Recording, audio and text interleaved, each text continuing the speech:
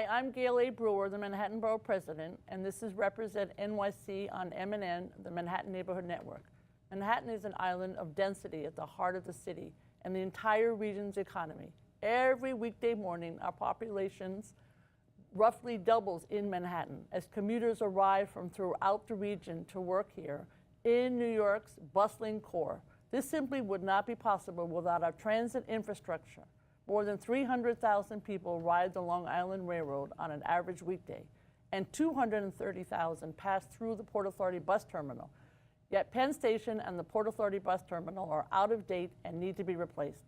Governor Cuomo and the Port Authority of New York and New Jersey are pushing plans to revamp or replace Penn Station and the Port Authority bus terminal. These are critical projects that will have massive impacts on Manhattan and the entire region. Here to talk with me about these plans are Vishaan, Chakrabarti, former Manhattan Director of the Department of City Planning and an architect of great renown, and Tom Wright, President of the Regional Plan Association, the leading urban planning think tank focused on the greater New York City area. So Tom, why don't we start with you and talk about some of the plans that you have or that you think should be taking place in terms of the transportation and infrastructure for our city. Well, thanks. It's a pleasure to be here with you and Vishaan to talk about these things.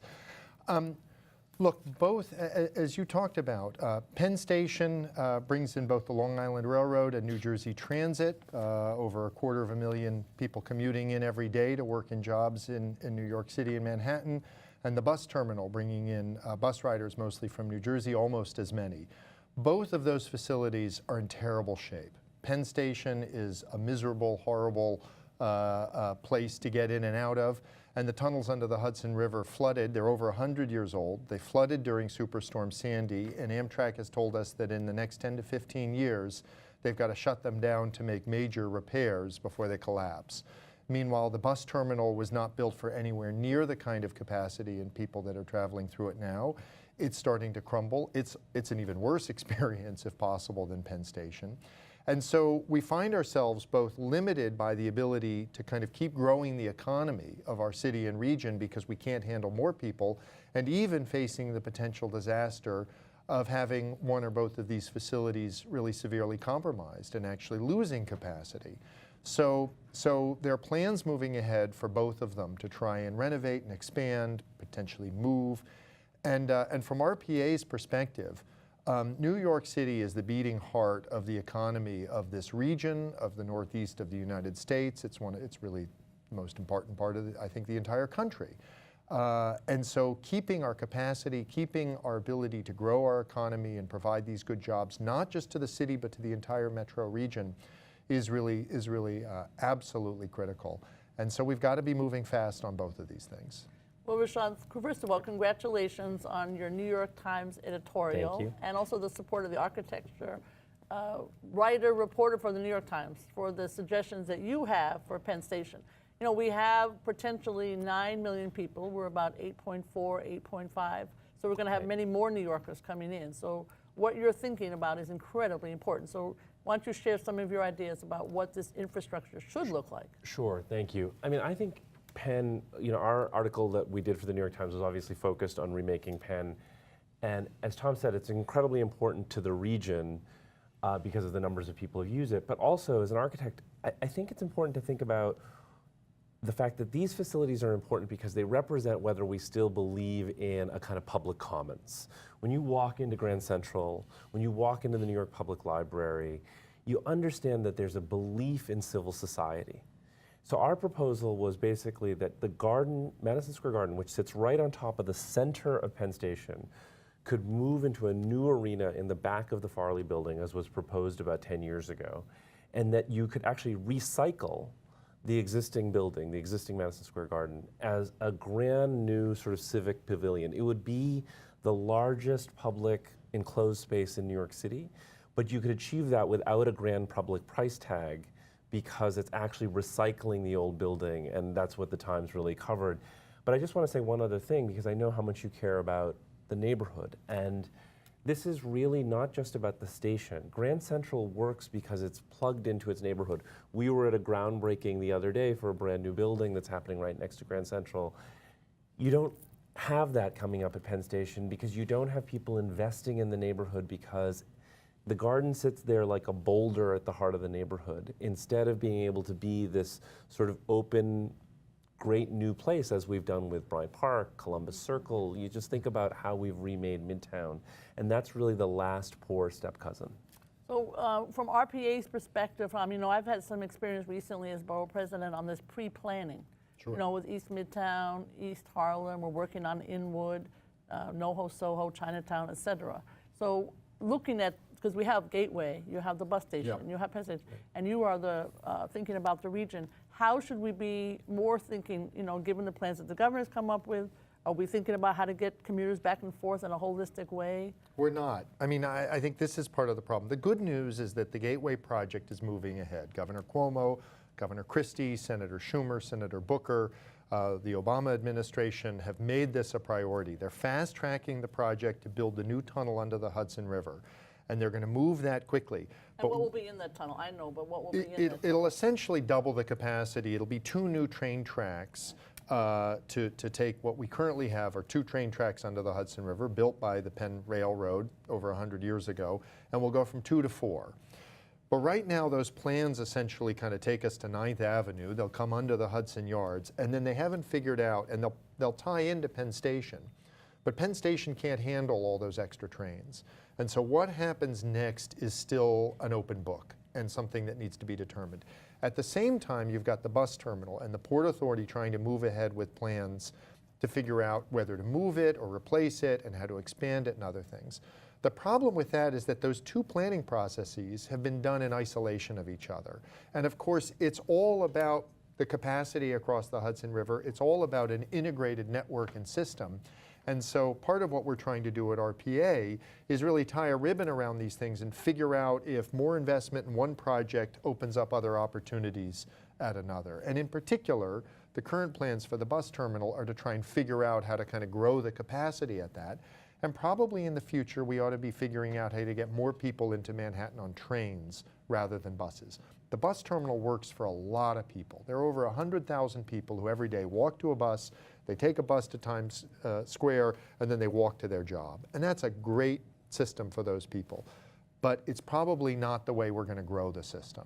And so we ought to be looking at other alternatives and how to tie these things in together. I think you probably agree. One of the issues for us, of course, in pushing the Port Authority as elected officials to slow down and look more carefully at what their ideas are and to stop the track that they were going in, so to speak, was because this holistic approach was not being looked at. I was going to meetings on Gateway, and then I would go to a meeting on Farley/Penn Station, and then I would go to the meeting on the bus station, and nobody would talk about anything else. Yeah.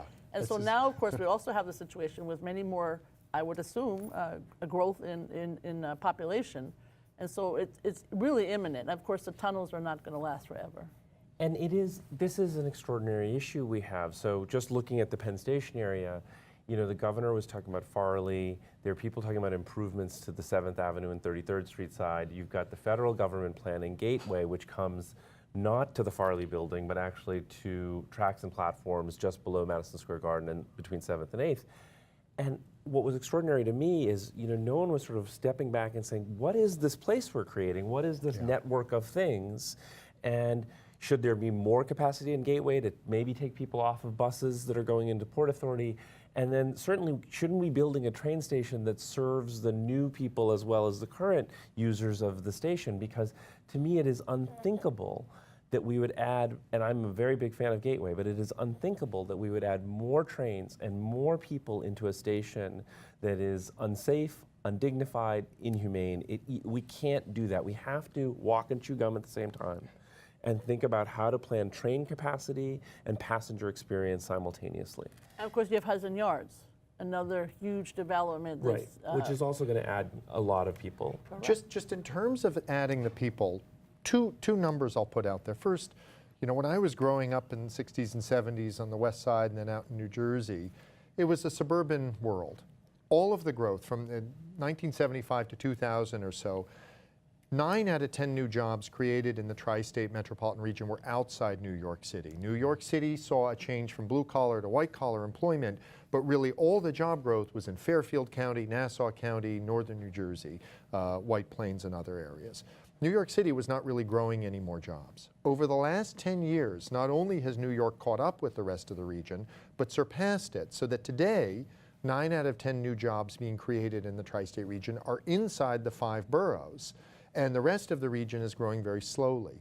You talked about the Plan YC and kind of going from 8 to 9 million people.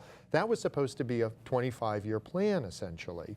Well, in the last 5 years, we added almost 400,000 people in New York City. We're going to go well past 1 million in 25 years. So the growth here in this city, both of jobs and people wanting to live here, is really very, very strong. And if we don't figure out a way to kind of handle and shape and create the capacity for that, we're going to price people out. It's going to be really bad. The other thing I'll say is, over the last 25 years, the lion's share of new commuters coming into Manhattan from outside New York City have been coming from west of the Hudson River. Again, almost 90%. It has not been, the Long Island Railroad ridership has been basically flat for 25 years. And so when we talk about who's going to work at Hudson Yards, it'll be people who live in the neighborhood and in the city, and it'll be people who are coming across from New Jersey. And we've got to have capacity to get those people there. Otherwise, we're not going to get the full benefit. Just to throw in the housing issue, if they could live in the city of Manhattan and the 5 boroughs, borough of Manhattan, they would. This is cost of affordable housing, but I know that's for another discussion. So in terms of moving the garden, Vishaan, I personally think it's a great idea. What would be some of the challenges in doing so in terms of, obviously there's the political challenge, is there any physical challenge or facility challenge and so on? The garden has moved several times, and the garden has been in its current location on top of Penn Station for basically 50 years now, and they need a new facility. They need proper loading. They need a bunch of things that's very hard to do in just a renovation, right? If you've renovated a house, you know that there's just so much you can squeeze out of a renovation, and so they need to move. And I think having them in the Farley building would help bring the Farley building to life. There isn't an obvious user for the back of the Farley building. And what it does is it basically situates them still very close to mass transit. We want our arenas near mass transit so people aren't driving. So they're still very close to mass transit, but it really opens up the station to all new possibilities. But again, it's not just the station, it's the neighborhood. And when you talk about affordable housing, that neighborhood could be a place that had much more affordable housing. It could have much more office space in it. And one thing I wanted to point out relative to what Tom just said is that today we have a lot of people who own companies who live in New Jersey but won't locate their companies at Penn. They'll locate their companies in Lower Manhattan or in Midtown because they don't want their employees to be in that neighborhood. So, you know, what you would then have is if you had a great neighborhood there, you'd take a lot of pressure off the subway system because a bunch of people could commute in and walk up to their office or their housing or their hotel just like you have at Grand Central. Very, very interesting point. Yeah. So Tom, I was just also going to say, talking about the bus station in addition, there is a discussion going on now, how much of the bus station to have in Manhattan and how much to have in New Jersey, or what's the combination? Do you have any opinion on that? I mean, it's one that's being discussed. Yeah, and I'm very pleased. I appreciate your leadership and the other elected officials and Congressman Nadler and others in kind of opening up a dialogue with the Port Authority, and I think things are moving in a better direction now. Very supportive. Yeah, I think, well, they know that they want to try and solve this issue, and the situation for the bus riders right now is really untenable. Look, about 60% of the people who ride a bus to the bus terminal today then walk to their office. What they've got is a really terrific commute that works well for them. About 40% of those people jump on mass transit to go somewhere else in the city. What I'd like to see is an analysis that shows where those 40% are going, and if there aren't other ways you could get them to that destination without forcing them to go through that bus terminal, because that would open up and make the facility less cramped and kind of maybe be able to improve the facility where it is. And that might be kind of improved rail access, again, out of the capacity of the Gateway project. It might be someday extending a subway to New Jersey. There are old freight right-of-way running up through Bergen County that could be reactivated. So there are a lot of different options for that, but we kind of have to go back to thinking about the people. Where do they live? Where are they trying to get to? And how can we create a better option for them? And I think that the Port Authority is going to kind of bring together the two sides. They've been distracted with some other issues lately. But I think that the Port Authority leadership is going to be able to come together and kind of look at that in a holistic way. We've been meeting with the folks from New Jersey, which is fun. And Yeah. you do it all the time. But for me, meeting with somebody from New Jersey is very exciting. Yeah, I speak Jerseyese. I can Yeah, do that's that. good. I'm learning. So Vishaan, the other issue is the subway, the number 7 subway. Yes. And how would that play? I know it's a small portion, but there are so many different stakeholders in this. Well, there have been, when I was in the Bloomberg administration, we obviously planned the number 7 subway. It had been planned with 2 stops. Unfortunately, only 1 was built. There has, of course, been talk about extending it out to Secaucus and having it, maybe ease some of the pressures for that 40% that Tom was just talking about. I also think, just generally, we should stop building dead-end Yes. railroads in New York City. So, another thing that could happen with the number 7 is a spur could go off to Secaucus, but a piece of it could connect to the L, right? So, you'd have that loop connectivity. I still believe that, I wish there was a way that we could connect Gateway, which dead ends, and East Side Access, which dead ends. I'm told that it's not so easy, right? So that you could connect Grand Central and Penn. But nowhere around the world are we building dead-end tracks. You can look at what they're doing in London, what they're doing in Singapore, all over the world. People build loop systems. That's what's much more efficient for people to be using. That's absolutely right. You got to think of Penn Station to realize a full train pulls in from Long Island, the people get off, an empty train pulls out, then an empty train pulls in, and a full train pulls out. Half of the movement in and out of the station is empty trains. It's wildly inefficient. So through running service, first of all, would also start to connect Long Island to New Jersey potentially to Connecticut, and provide a much more effective and cost-effective way of doing it. And the Gateway project, one of the things we're looking at, right now Gateway is essentially a stub end at 7th Avenue. And one of the things we're going to be pushing for is to continue it all the way out to Queens, to Sunnyside Yards. Because if you extend Gateway out there, you'd get much more capacity out of it. And again, then maybe it becomes a more attractive option for some of those bus riders. And it helps, the system all works together. The one way New Yorker, that's why I love this conversation, is all we do is talk about how we get from one place to another. It's the best conversation. Go ahead, Vishaan. Well, mobility, and I mean that in the largest sense, not just how we move around, but social mobility, environmental mobility, how we advance and progress society in a way that helps everyone, I think is fundamental to what we share this place. So we want to see it advance together. I was just going to say that I think in terms of the issues Tom is talking about, through running, in an ideal world, New Jersey Transit and Long Island Railroad would merge, right? But the challenge, I think, politically, as much as I love the good people of Buffalo and Rochester, we have more in common as New Yorkers with Newark and Secaucus and Hoboken and Jersey City than we do with a lot of upstate New York. And so how we think about this place regionally, which of course is what Tom's leadership is about, but at a governance level, I think is the big challenge. So that there isn't all this internecine fighting. We don't think about the region that way anymore, that New Jersey's eating our lunch or we're eating New Jersey's lunch. That's the unhealthy way to think about it. I must admit, it is, when I was in the city council for 12 years, I never met with anybody from New Jersey on anything. And when I was in the Dingus administration, we tried to have some, because I was head of the federal office. But it is, RPAs and the Port Authority are about it, and it is very interesting comment. And getting those agencies, look, I applaud this administration. The city planning recently hired a director of regional planning. And Carl Weisbrod has, I think, appropriately pointed out that really part of the answer to the city's housing crisis is to get more housing built in the communities around New York City too. And I think he's entirely right when he says that. So this administration in City Hall has been thinking regionally and kind of really acting on that too. Which of course brings us full circle, because if we do build more affordable housing regionally, all those folks are going to be coming into Penn. Correct. Right? And so you have to fix Penn, at every single level, the local level, the regional level, the national level. I'm always channeling Senator Moynihan, may he rest in peace, because he wanted these big ideas to be implemented. And I mean, when you talk about dead ends, that's not a big idea being implemented. That's a bad idea. Right. But I do think that your suggestion about Penn Station is the one that we have to focus on. Do you think there, in terms of the politics and the movement, that there is some movement in terms of some of your suggestions?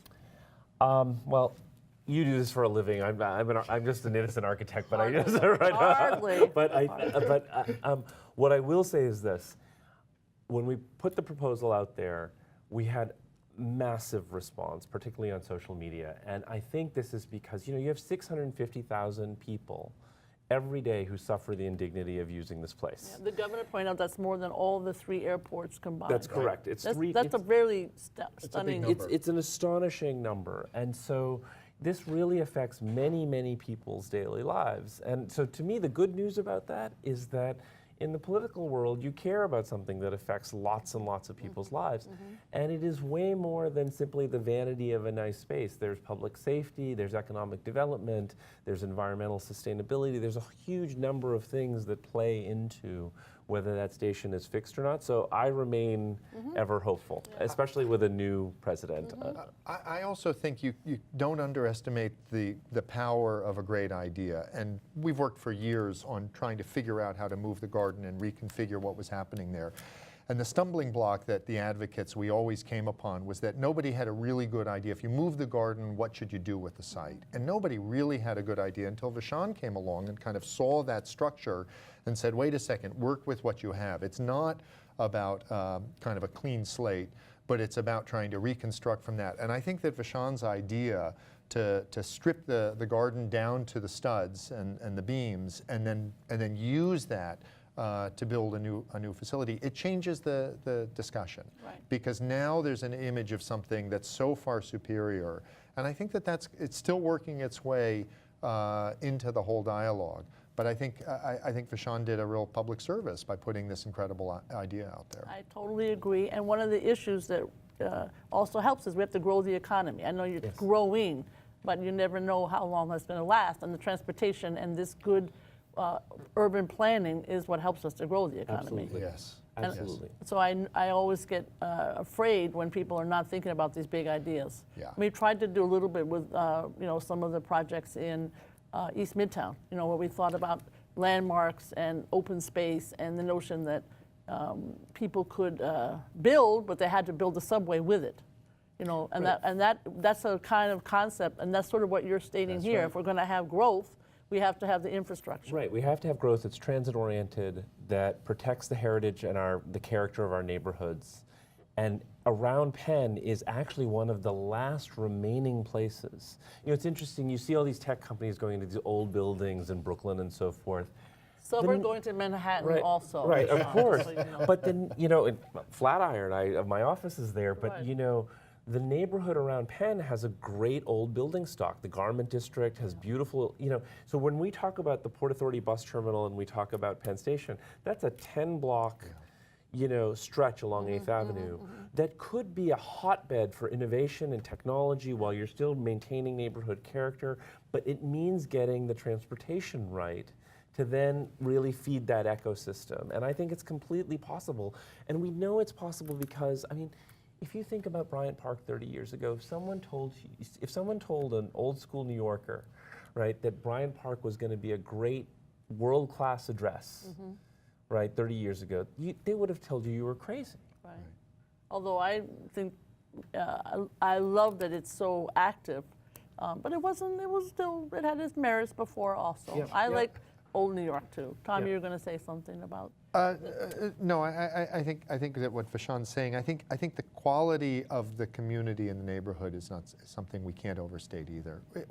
We know that we're part of a growing region. If we want to clean our energy footprint, if we want to provide affordable housing, if we want to give opportunity to everybody in our communities, we have to continue to grow.